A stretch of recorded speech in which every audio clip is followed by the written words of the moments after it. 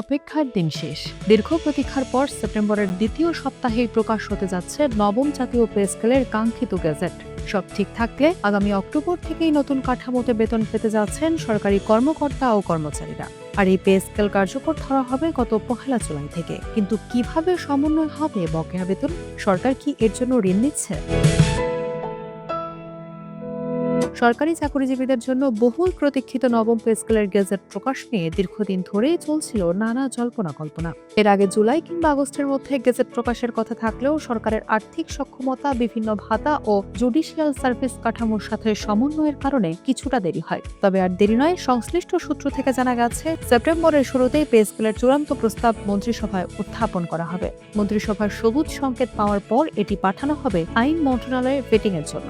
আইনগত প্রক্রিয়া শেষ হলে সেপ্টেম্বরের দ্বিতীয় সপ্তাহে আনুষ্ঠানিকভাবে গেজেট প্রকাশ করা হবে। মন্ত্রিপরিষদ সচিবের নেতৃত্বে গঠিত সচিব কমিটি ইতিমধ্যে তাদের পর্যালোচনার কাজ প্রায় শেষ করে এনেছে।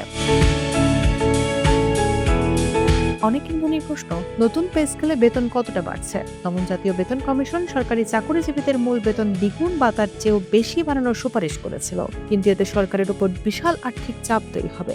তাই সচিব কমিটি মূল্যস্ফীতি ও সরকারের সামর্থ্য বিবেচনা করে কিছু ভাতায় ও মূল বেতনের সমন্বয় বা কিছুটা কাটছাটের পরিকল্পনা করেছে। তবে বড় সুখবর হলো, নতুন পে স্কেল বাস্তবায়নে টাকার সংস্থান নিয়ে স্পষ্ট বার্তা দিয়েছে সরকার। প্রধানমন্ত্রীর অর্থ ও পরিকল্পনা বিষয়ক উপদেষ্টা ডক্টর রাশেদ আল মাহমুদ তিতুমির জানিয়েছেন, নতুন বেতন কাঠামো বাস্তবায়নে প্রয়োজনে অভ্যন্তরীণ সম্পদ অপহরণের পাশাপাশি ঋণও গ্রহণ করা হবে। প্রধানমন্ত্রী তারেক রহমানের পক্ষ থেকেও বেতন ভাতা সংক্রান্ত জটিলতা দ্রুত নিষ্পত্তির তাগিদ দেওয়া হয়েছে। সরকারের পরিকল্পনা অনুযায়ী নতুন পে স্কেল কার্যকর ধরা হবে 1 জুলাই 2026 থেকে, অর্থাৎ জুলাই, আগস্ট ও সেপ্টেম্বর এই 3 মাসের বেতন নতুন কাঠামো অনুযায়ী বকেয়া হিসেবে সমন্বয় করা হবে।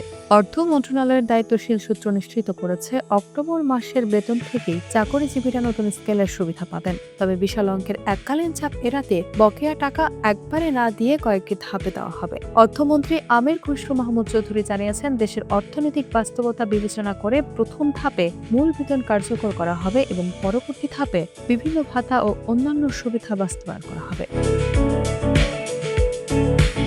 বর্তমানে গেজেট না হওয়া পর্যন্ত সরকারি কর্মকর্তা কর্মচারীরা আগের নিয়মেই বেতন পাচ্ছেন। তবে আর মাত্র কয়েকটা দিনের অপেক্ষা। সেপ্টেম্বরের দ্বিতীয় সপ্তাহে গেজেট প্রকাশের পরপরই অক্টোবর থেকে বদলে যাবে আপনার বেতনের চিত্র।